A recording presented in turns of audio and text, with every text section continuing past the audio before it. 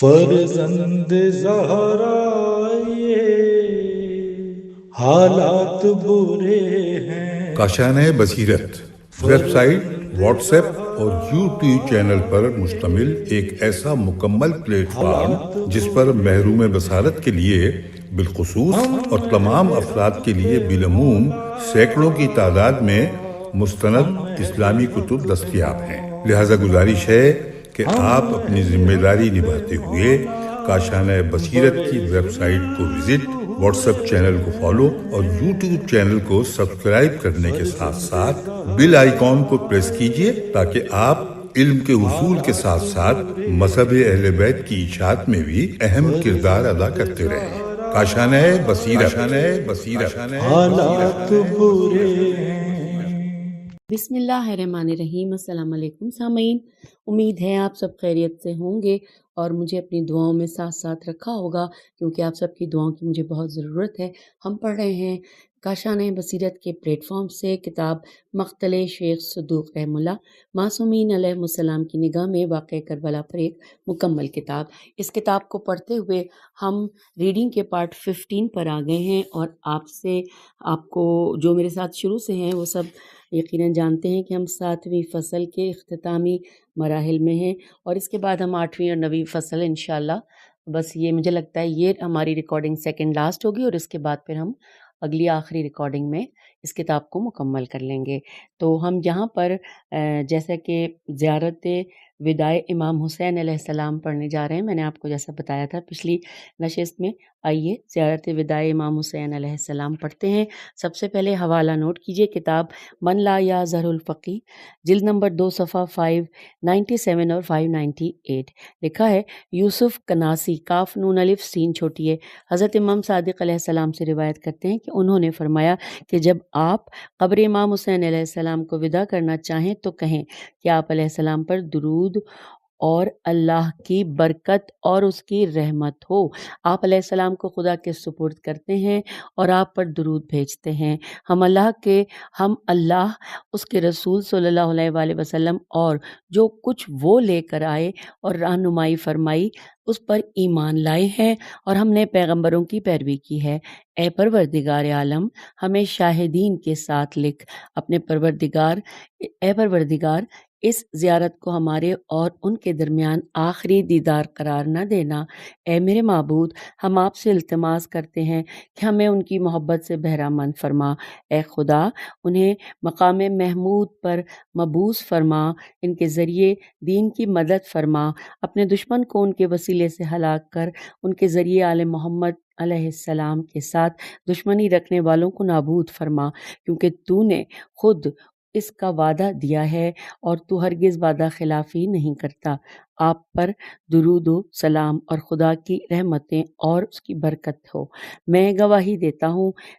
گواہی دیتی ہوں کہ آپ شہید نجیب ہیں۔ آپ نے راہ خدا میں بہت زیادہ جہاد کیا۔ آپ علیہ السلام رسول خدا صلی اللہ علیہ وآلہ وسلم کی شریعت اور ان کے فرزند کے راستے میں قتل ہوئے ہیں۔ سب تعریفیں اس خدا کے لیے ہیں کہ جس نے آپ علیہ السلام کے لیے اپنے وعدے کو عملی جامہ پہنایا، جسے آپ پسند کرتے تھے، وہ آپ علیہ السلام کو دکھایا۔ محمد وآل محمد علیہ السلام پر درود اور خدا کی رحمت اور اس کی برکات ہوں۔ خدایا، مجھے دنیا میں اپنی نعمت کا شکر بجا لانے سے غافل نہ کرنا، مجھے دنیا کی نعمتیں اس قدر زیادہ عطا نہ کرنا کہ ان کی حیران کن خوشیاں مجھے کھیل بنا لیں، اور ان کی زیب و زینت مجھے اپنا دیوانہ بنا لیں، اور نہ ہی اس قدر تنگ دست کرنا کہ اس تنگ دستی کی سختی میرے کاروبار کو نقصان پہنچائے، اور وہ اس کا ہم و غم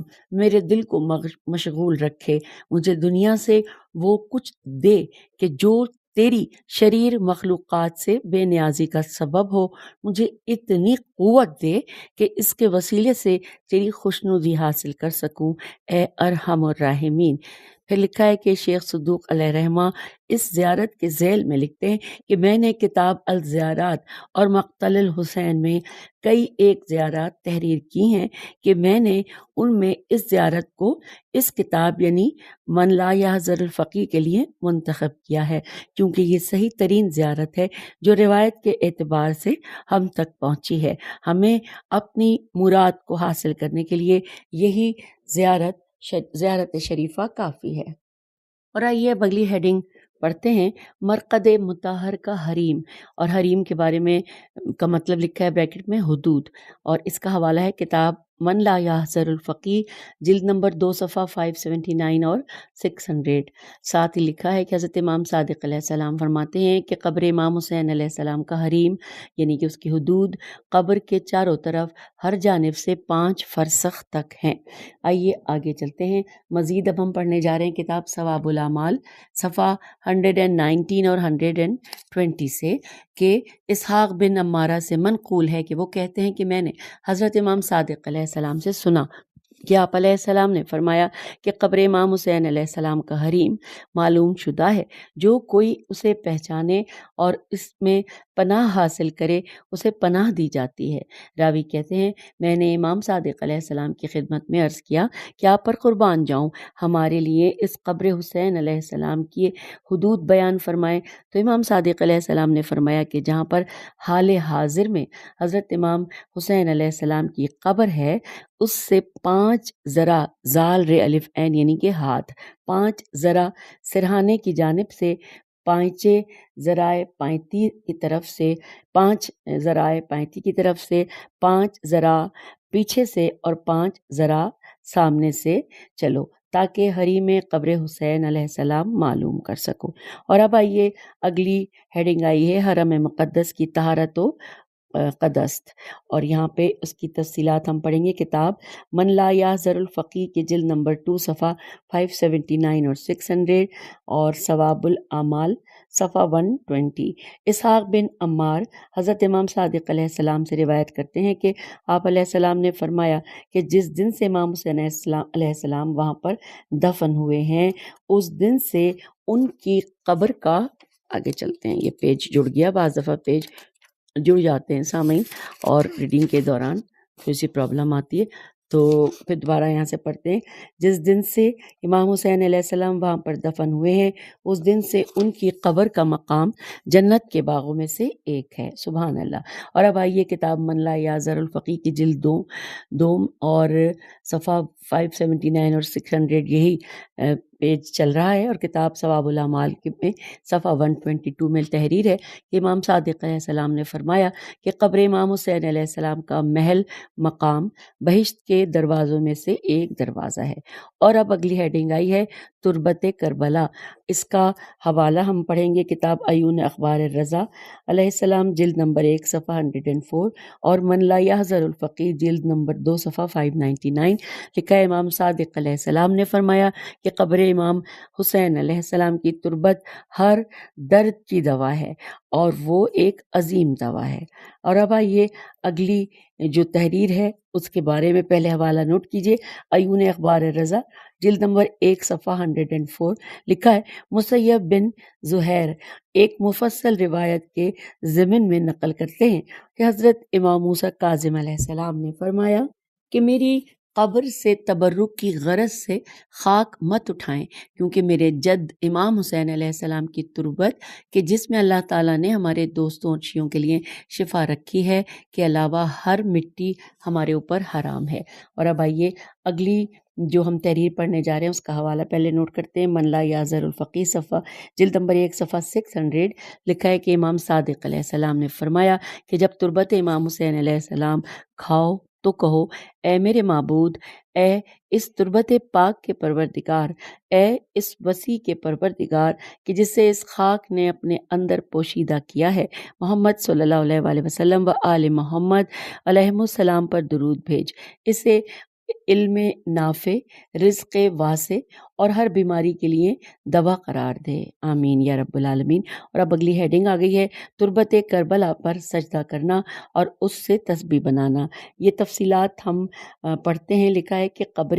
امام حسین علیہ السلام کی تربت پر سجدہ کرنا 7ویں زمین تک کو منور کر دیتا ہے۔ جو ہمراہ خاک کربلا کی تسبیح رکھے، اگر وہ تسبیح نہ بھی پڑھے تو بھی اس کے نام پر تسبیح لکھی جاتی ہے۔ آئیے آگے چلتے ہیں، اور اب اگلی ہیڈنگ ہے کہ یہ فصل ہفتم جو کہ ہم نے اب مکمل کی، فصل ہفتم پر تحقیقی نگاہ۔ آئیے اس پر تحقیقی نگاہ ڈالتے ہیں۔ لکھا ہے کہ ان روایات کے مطالعے سے کئی سوالات ذہن میں ابھرتے ہیں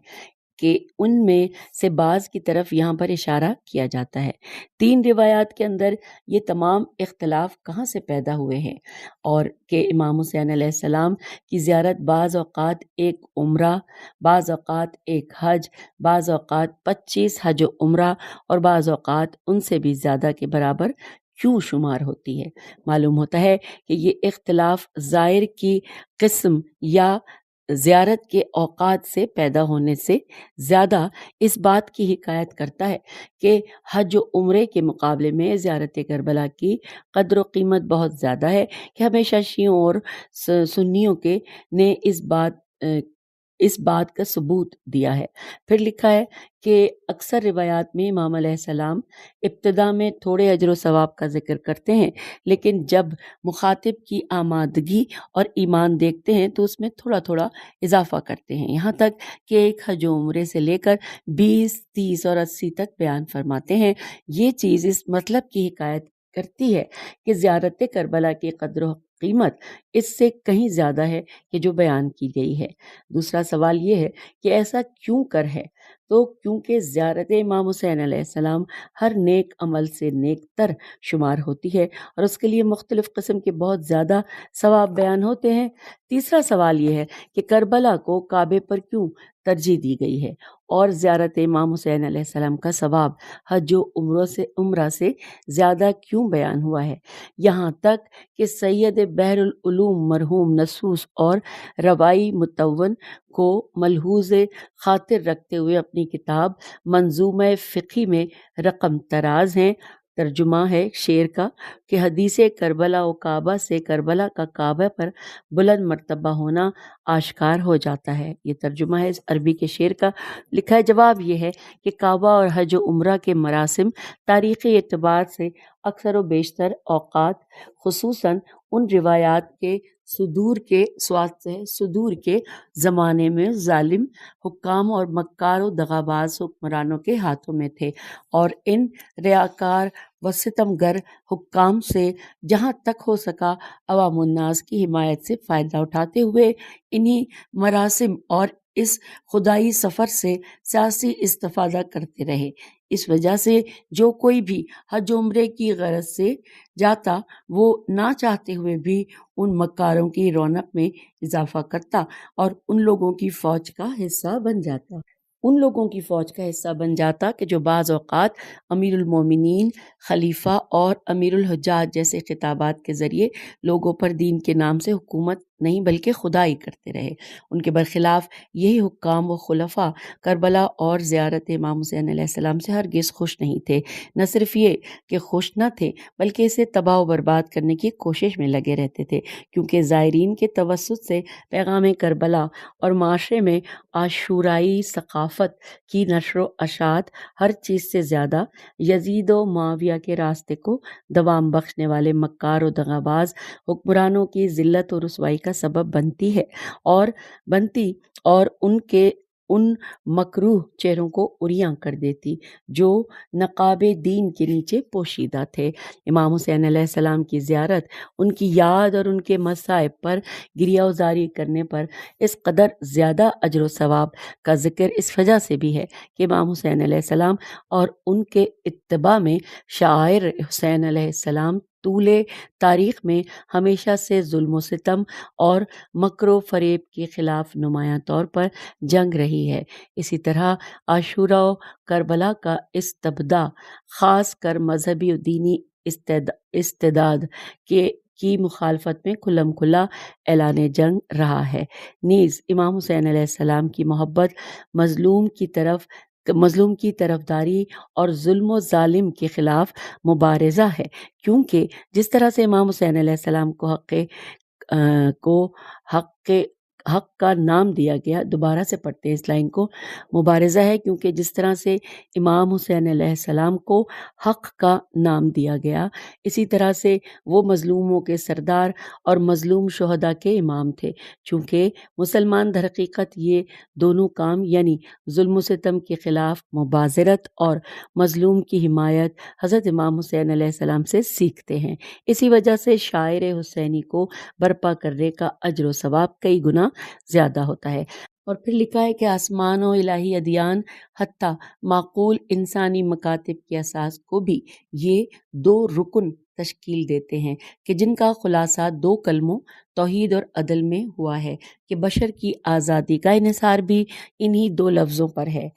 اب یہاں پر لکھا ہے کہ عاشورہ امام حسین علیہ السلام ستیزہ مسلسل کی بنا پر عدل و انصاف کا محافظ ہے۔ سامعین، مجھے ستیزہ کے مطلب نہیں معلوم تھے اور اس کی ادائیگی تو میں نے جب چیک کیا تو اس کا تلفظ اب میں صحیح کہہ رہی ہوں، ستیزہ، سین تے یہ زے ہے، سین کے ساتھ زیر ہے اور تے کے ساتھ بھی زیر ہے اور زے کے اوپر فتح ہے، زبر ہے۔ اس کے مطلب بھی میں نے دیکھے تو اس کے مطلب تھے لڑائی جھگڑا، اس طرح کی باتیں۔ تو بہرحال اب ہم اس کو پڑھ رہے ہیں کہ عاشورہ امام حسین علیہ السلام ستیزہ مسلسل کی بنا پر عدل و انصاف کا محافظ ہے اور ظلم و استبداد، خاص کر دینی استبداد کے ساتھ مبارزت کی وجہ سے توحید کو تحریف و تخریب سے محفوظ رکھا ہے۔ یہ واضح بات ہے کہ توحید و عدل کی حفاظت کرنے کا اجر و ثواب جتنا بھی بیان ہو سکے اس سے کہیں زیادہ ہے، ورنہ بس اب یہاں تک لکھا ہے۔ اور اس کے بعد ایک شعر ہے، فارسی کا ہے، مجھے فارسی نہیں آتی،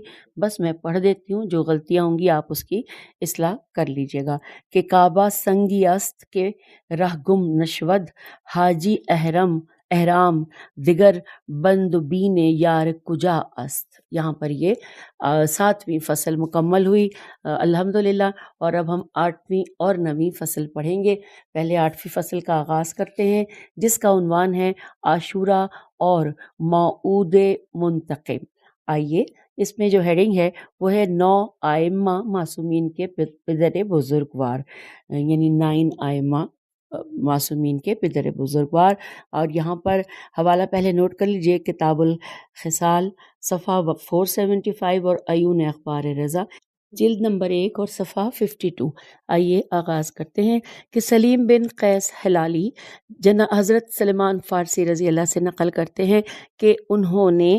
فرمایا کہ ایک دفعہ میں رسول خدا صلی اللہ علیہ وآلہ وسلم کی خدمت میں حاضر ہوا تو میں نے دیکھا کہ امام حسین علیہ السلام آپ صلی اللہ علیہ وآلہ وسلم کے زانوؤں پر بیٹھے ہوئے ہیں، اور حضرت صلی اللہ علیہ وآلہ وسلم ان کی آنکھوں اور منہ کا بوسہ لیتے ہوئے فرماتے ہیں کہ تم سید ابن سید، امام ابن امام اور ابو الائمہ ہو، تم حجت ابن حجت اور 9 حجتوں کے والدین ہو کہ جو تمہاری نسل سے ہوں گے اور ان میں سے 9واں قیام کرے گا۔ الحمدللہ، شکر الحمدللہ، انشاءاللہ۔ آئیے سامعین آگے کی طرف چلتے ہیں، اور اب اگلی جو تحریر ہم پڑھنے جا رہے ہیں وہ عیون اخبار رضا جلد نمبر 2 صفحہ 58 کی ہے۔ یہ مختصر ہے، لکھا ہے کہ ائمہ حسین علیہم السلام کی اولاد سے ہیں، جس نے ان کی اطاعت کی اس نے خدا کی اطاعت کی، اور جس نے ان کی نافرمانی کی وہ خدا کی نافرمانی کا مرتکب ہوا، اور وہ عروۃ الوثقی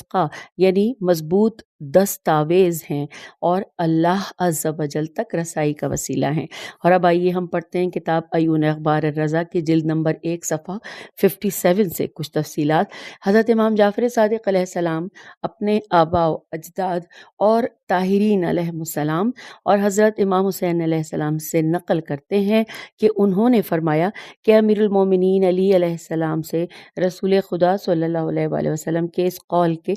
یہ قول جو کہ ابھی ہم پڑھ رہے ہیں انورٹڈ کاما میں کہ میں تمہارے درمیان دو بھاری امانتیں کتاب خدا اور اپنی اطرت چھوڑے جا رہا ہوں، انورٹڈ کاما کلوز. تو اس کے بارے میں پوچھا گیا کہ اطرت کون ہے، تو انہوں نے فرمایا کہ میں حسن حسین علیہ السلام اور حسین کی اولاد میں سے 9 امام ہیں کہ ان میں سے نواں مہدی علیہ السلام اور ان میں سے قیام کرنے والا ہے، نہ تو وہ کتاب خدا سے جدا ہوں گے اور نہ ہی کتاب خدا ان سے علیحدہ ہوگی، وہ ہمیشہ اکٹھے ہیں یہاں تک کہ حوض کوثر پر رسول خدا صلی اللہ علیہ وآلہ وسلم کے پاس پہنچیں گے. سبحان اللہ. آئیے آگے چلتے ہیں. کتاب کمال الدین و تمام النعمت صفحہ 304. امام رضا علیہ السلام اپنے آباء و اجداد معصومین علیہ السلام اور امام حسین علیہ السلام سے نقل کرتے ہیں کہ ان کے پدر گرامی امیر المومنین علی بن ابی طالب علیہ السلام نے فرمایا، اے میرے لال حسین علیہ السلام، آپ علیہ السلام کی اولاد میں سے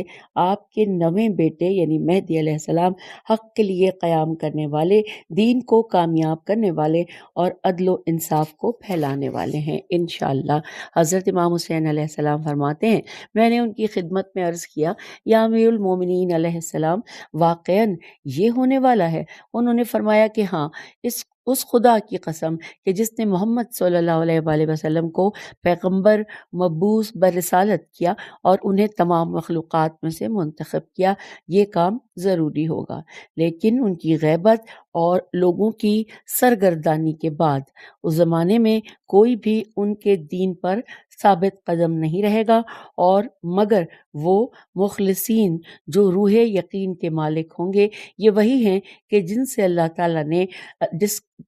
اللہ تعالیٰ نے ہماری ولایت کا عہد لیا اور ان کے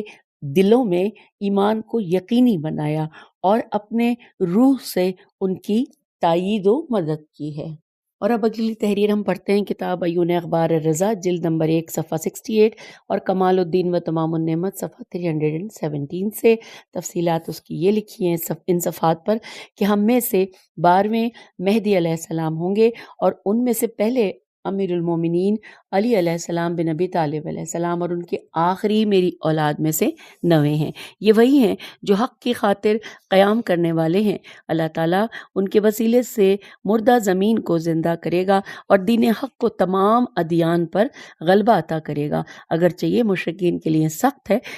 وہ غیب ہوں گے کہ ان میں ایک گروہ دین سے منحرف ہو جائے گا اور ایک گروہ دین پر ثابت قدم رہے گا. انہیں اذیتیں دی جائیں گی. ان سے کہا جائے گا کہ اگر تم سچے ہو تو یہ وعدہ کب متحقق ہوگا؟ آگاہ ہو جاؤ کہ جو کوئی بھی ان کی غیبت کے زمانے میں اذیت و تکذیب پر صبر کرے گا اور اس شخص کے مانند ہے کہ جس نے رسول خدا صلی اللہ علیہ وآلہ وسلم کی نگاہوں کے سامنے تلوار کے ساتھ جہاد کیا ہو. اور اب آئیے کتاب کمال الدین و تمام النعمت کے صفحہ نمبر 317 ہی سے ایک اور پڑھتے ہیں تحریر کہ حضرت امام صادق علیہ السلام اپنے والد بزرگوار حضرت امام محمد باقر علیہ السلام اور اپنے پدر گرامی حضرت امام سجاد علیہ السلام سے نقل کرتے ہیں کہ امام حسین علیہ السلام نے فرمایا کہ میرے 9ویں بیٹے میں یوسف کی سنت و رسم اور موسیٰ بن عمران کی رسم و سنت ہے. وہ ہم اہل بیت علیہ السلام میں سے قیام کرنے والا ہے. اللہ تعالیٰ اس کے حکم کو ایک رات میں روبرو کرے گا. اور پھر اگلی تحریر حوالہ نوٹ کیجئے، کمال الدین و تمام النعمت صفحہ 317. عبداللہ بن شریک قبیلہ ہمدان کے ایک شخص سے نقل کرتے ہیں کہ حضرت امام حسین علیہ السلام نے فرمایا کہ اس امت میں سے قیام کرنے والے میری اولاد میں سے میرے 9 بیٹے ہیں. وہ صاحب غیبت ہیں اور وہ ہیں کہ ان کی میراث تقسیم ہوگی حالانکہ وہ زندہ ہیں. اب آئیے کتاب کمال الدین و تمام النعمت کی پیج 318 پر دیکھتے ہیں. لکھا ہے کیا کہ عبداللہ بن عمر کہتا ہے میں نے حسین بن علی علیہ السلام سے سنا کہ انہوں نے فرمایا کہ اگر دنیا کے ختم ہونے میں صرف ایک دن بھی باقی ہو تو اللہ تعالیٰ اس دنیا کو اتنا طلا نہیں کرے گا کہ میری اولاد میں سے ایک شخص قیام کرے گا اور دنیا کو عدل و انصاف سے یوں بھر دے گا جیسے وہ ظلم و جور سے بھر چکی ہوگی. میں نے رسول خدا صلی اللہ علیہ وآلہ وسلم سے بھی سنا سنا ہے کہ انہوں نے ایسا ہی فرمایا ہے۔ اور اب آئیے کتاب کمال الدین و تمام النعمت کے صفحہ 318 ہی پر مزید جو لکھا ہے پڑھتے ہیں کہ عیسیٰ خشاب خیشین الف بے عیسیٰ خشاب کہتے ہیں کہ میں نے حسین بن علی علیہ السلام کی خدمت میں عرض کیا کہ اس کام یعنی کہ حکومت عدل جہانی کے صاحب آپ ہیں؟ تو انہوں نے فرمایا کہ نہیں، اس کام کا صاحب ایسا دھتکارا ہوا اور اپنے آپ سے دور کیا ہوا ہے جو زمین پر گرے ہوئے اپنے باپ کے خون کا بدلہ لے گا، اور اس کی کنیت اپنے چچا کی کنیت ہوگی، اور وہ 8 مہینوں تک کاندھے پر اٹھا کر رکھے گا۔ یہاں پر بس اتنا لکھا ہے۔ اور اب آئیے اگلی تحریر کتاب الخصال سے کتاب کے صفحہ 477 سے پڑھتے ہیں۔ سلیم بن قیس ہلالی کہتے ہیں میں نے عبداللہ بن جعفر طیار علیہ السلام سے سنا کہ انہوں نے فرمایا کہ میں امام حسن علیہ السلام، امام حسین علیہ السلام، عبداللہ بن عباس رضی اللہ، عمر بن ابی سلمہ اور اسامہ بن زید رضی اللہ معاویہ کے پاس تھے۔ دوبارہ پڑھتے ہیں کہ میں یعنی تفصیل بتائی کہ کون کون، میں امام حسن علیہ السلام، امام حسین علیہ السلام، عبداللہ بن عمر عباس اور عمر بن ابی سلمہ اور اسامہ بن زید معاویہ کے پاس تھے کہ میرے اور معاویہ کے درمیان گفتگو شروع ہو گئی۔ اور پھر لکھا ہے کہ میں نے معاویہ سے کہا کہ میں نے رسول خدا صلی اللہ علیہ وآلہ وسلم سے سنا ہے کہ انہوں نے فرمایا کہ میں مومنین پر اولیت رکھتا ہوں، پھر میرے بھائی علی بن ابی طالب علیہ السلام مومنین پر ان سے زیادہ اولویت کے مالک ہیں۔ تو جس وقت علی علیہ السلام شہید ہو جائیں گے تو حسن علیہ السلام، حسن بن علی علیہ السلام مومنین پر ان سے زیادہ حق رکھتے ہیں، اور پھر حسین بن علی مومنین پر ان سے زیادہ اولویت رکھتے ہیں۔ جب وہ شہید ہوں گے تو ان کے بیٹے علی بن حسین اکبر یعنی امام سجاد علیہ السلام اور مومنین پر ان سے زیادہ اولویت الف واو لام واو یہ تے رکھتے ہیں۔ ان کے بعد ان کے بیٹے محمد بن علی باقر مومنین پر ان سے اولا ہیں۔ پھر رسول خدا صلی اللہ علیہ وآلہ وسلم نے امام حسین علیہ السلام کی طرف متوجہ ہو کر فرمایا اے حسین، آپ اسے امام باقر علیہ السلام دیکھیں گے۔ پھر رسول خدا صلی اللہ علیہ وآلہ وسلم نے 12 کے 12 اماموں کے نام مکمل کیے کہ 9 امام حضرت امام حسین علیہ السلام کی نسل سے ہوں گے۔ عبداللہ بن جعفر طیار کہتے ہیں میں نے رسول خدا صلی اللہ علیہ وآلہ وسلم کے اس فرمان پر امام حسن، امام حسین علیہ السلام، عبداللہ بن عباس، عمر بن ابی سلمہ اور اسامہ بن زید کو گواہ بنایا، اور انہوں نے معاویہ کے سامنے میری گفتگو کے درست ہونے کی گواہی دی۔ ساتھ ہی لکھا ہے کہ سلیم بن قیس ہلالی کہتے ہیں کہ میں نے حدیث عبداللہ بن جعفر کے علاوہ حضرت سلیمان رضی اللہ، حضرت ابو ذر اور حضرت مقداد سے بھی سنی کہ ان تمام نے کہا کہ ہم نے اسے رسول خدا صلی اللہ علیہ وآلہ وسلم سے سنا ہے۔ اور آئیے اب اگلی حدیث یعنی کہ اگلی جو تحریر ہم پڑھنے جا رہے ہیں اس کا سب سے پہلے آپ حوالہ نوٹ کیجئے۔ حوالہ ہے کتاب النبوت شیخ صدوق صفحہ 100 اور 111 یعنی 100 سے لے کے 111 تک، کتاب معانی الاخبار صفحہ 126 127، کتاب کمال الدین و تمام النعمت صفحہ 358 اور 359۔ تھوڑی سی طویل ہے، آئیے مل کر پڑھتے ہیں۔ لکھا ہے مفضل بن عمر کہتے ہیں میں نے حضرت امام صادق علیہ السلام سے اس آیت یعنی جو آیت کیا ہے کہ جب خدا نے چند کلمات کے ذریعے ابراہیم علیہ السلام کا امتحان لیا، جو کہ سورہ توبہ کی آیت 124 ہے، اس کے متعلق پوچھا کہ یہ کلمات کیا ہیں؟ انہوں نے فرمایا یہ وہی کلمات ہیں جو حضرت آدم علیہ السلام نے اپنے پروردگار سے دریافت کیے، تو پھر خدا نے ان کی توبہ قبول کر لی، اور انہوں نے یوں کہا تھا کہ اے پالنے والے، میں محمد، علی، فاطمہ، حسن حسین علیہ السلام کا واسطہ دے کر سوال کرتا ہوں کہ میری توبہ قبول فرما۔ پس اللہ نے ان کی توبہ قبول کر لی کہ وہ توبہ قبول کرنے والا اور مہربان ہے۔ پھر لکھا ہے کہ میں نے ان کی خدمت میں عرض کیا اے فرزند رسول خدا صلی اللہ علیہ وآلہ وسلم، اللہ تعالیٰ کی لفظ اتمہن یعنی ان کلمات کو مکمل کیا، اس سے کیا مراد ہے؟ تو انہوں نے فرمایا کہ یعنی کہ قائم یعنی بریکٹ میں لکھا ہے امام مہدی علیہ السلام تک 12 اماموں کے اسما مکمل کیے کہ ان میں سے 9 امام حضرت امام حسین علیہ السلام کی ذریت سے ہیں۔ مفضل کہتے ہیں کہ میں نے ان کی خدمت میں عرض کیا کہ ابن رسول اللہ، مجھے اللہ تعالیٰ کے اس قول اور انہوں نے اس پیغام کو اپنی نسل میں ایک کلمہ باقی قرار دے دیا، اس کے بارے میں مجھے آگاہ فرمائیں۔ اور یہ سورہ زخرف کی آیت 28 میں ہے۔ تو انہوں نے فرمایا کہ اس سے مراد امامت ہے کہ اللہ تعالیٰ نے جسے قیامت تک امام حسین علیہ السلام کی ذریت رکھا ہے۔